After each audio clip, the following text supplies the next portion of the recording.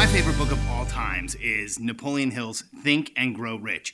I think it's one of the best written, most dense books there is. And I don't mean dense in as it's like not a fun book to read. It's just there's so much in there.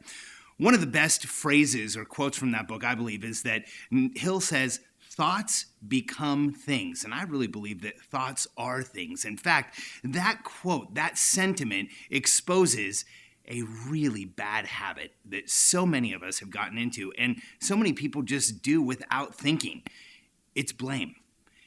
Blame is a habit that does the opposite of empower us. See, when things don't go our way, we tend to blame. In fact, for most people, actually, the majority of the population, blame is the default. I'm late to work, well, it was the weather or the traffic. I didn't get my work done. It was because I didn't have enough time. It was my kids. It was the bad deadline. I didn't really do what I wanted to do with this project. It's because I wasn't given enough time to prepare, or the instructions weren't clear, or something happened to me. Blame is actually historic. It looks backwards. And all the examples I just gave, it's looking back at what has happened, not at the possibility of what can happen. That's why, instead of blaming, we should take responsibility. And I know this sounds so simple, like, hey, just take responsibility, but it's not exactly what I mean. What I mean is that when we put responsibility over blame and we learn to live above the line, that changes not how we live, but it literally changes who we are. See, when we take responsibility, we empower ourselves. We give ourselves the strength and the ability to move forward because responsibility is forward-looking.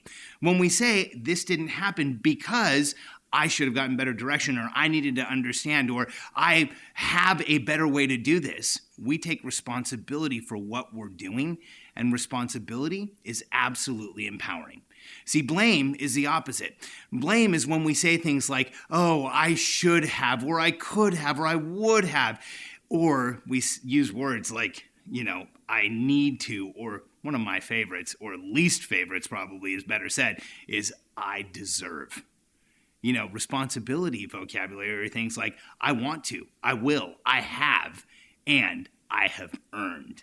When we phrase things for ourselves that way, we empower ourselves to move forward. We live above the line, and we actually do move forward. See, by constantly living in responsibility, things change.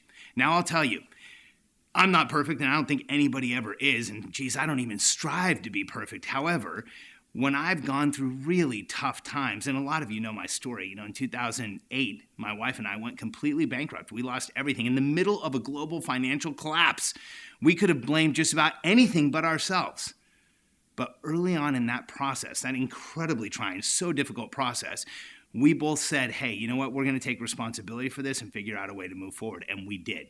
Had we blamed, it would have absolved us of responsibility, and we might have gone right down the same path we were on. In fact, it's very interesting. Katie and I had that same experience at the same time as some of our friends. And we took responsibility. We decided to move forward. And within about 3 years, we had created a company that was number 21 on the fastest growing companies in the country on the Inc. 500 list. We'd become liquid millionaires within a year. We changed our financial fortunes and our future because we took responsibility, and we used the lesson of going bankrupt to change everything and how we lived with responsibility every day. At the same token, our friends who went through the same thing blamed. They decided that it was everybody else's fault and that it had happened to them. And it's been very trying because each time we connect and compare, I almost don't want to tell them what's going on with us because they're right back where they started before they were bankrupt. Only today, I think they're actually in worse financial shape. Living in that place of blame takes the power and control away from us. So the next time you start to feel yourself slipping into that dirty little habit of blaming someone else or something else or some inanimate or animate thing that is now taking away the responsibility from you, stop and ask yourself, is this something that I can take responsibility for? Can I put myself in the driver's seat? Because when you do, you change the dynamic and you allow yourself to move forward in an empowered and fast way.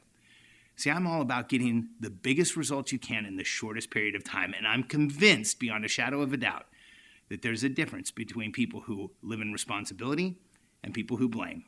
Those that have that responsibility attitude move forward fast, and there really is no limitations.